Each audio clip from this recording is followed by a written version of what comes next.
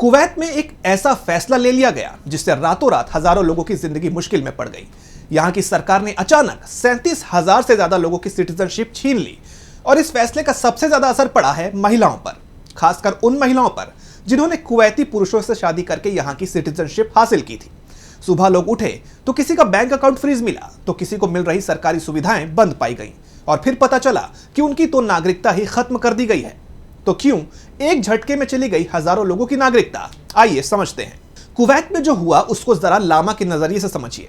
लामा मूल रूप से जॉर्डन की एक महिला है और वो कुवैत सिटी में रहती हैं।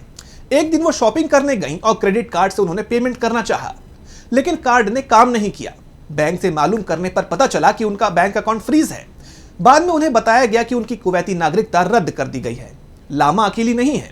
सरकारी आंकड़ों के मुताबिक अगस्त 2024 से अब तक 37,000 लोगों की नागरिकता छिन चुकी है, जिनमें 26,000 महिलाएं हैं। लेकिन कुछ मीडिया रिपोर्ट्स का कहना है कि असल में यह संख्या और भी ज्यादा हो सकती है। लेकिन सवाल यह उठता है कि इस फैसले की वजह क्या है। तो बता दें कि यह सब तब शुरू हुआ जब दिसंबर 2023 में शेख मिशाल अल अहमद अल सबाह कुवैत के नए अमीर बने। उन्होंने आते ही बड़े बड़े फैसले लेने शुरू कर दिए। सबसे पहले संसद को भंग कर दिया और संविधान के कुछ हिस्सों को सस्पेंड कर दिया।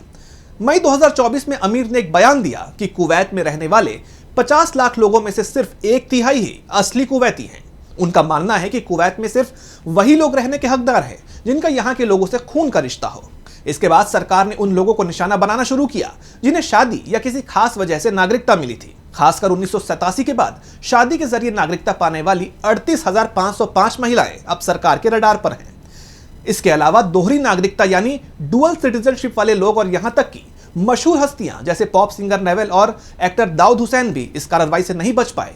उनकी नागरिकताएं भी छीन ली गई हैं। हालांकि कुवैत में नागरिकता का मसला कोई नया नहीं है। 1961 में जब कुवैत को ब्रिटिश शासन से आजादी मिली तब भी करीब 1 लाख लोग बिना नागरिकता के रह रहे थे। इन्हें बिदून कहा जाता है, यानी बिना पहचान वाले लोग। अब इस नए फैसले ने और लोगों को इस मुश्किल में धकेल दिया है। बिना नागरिकता के लोग ना तो बैंक अकाउंट चला सकते हैं, ना बच्चों को अच्छी शिक्षा दे सकते हैं, ना सरकारी नौकरी पा सकते हैं और ना ही दूसरी बुनियादी सुविधाओं का फायदा उठा सकते हैं। इस फैसले का सबसे बुरा असर उन महिलाओं पर पड़ा है जिन्होंने कुवैती पुरुषों से शादी करके नागरिकता हासिल की थी।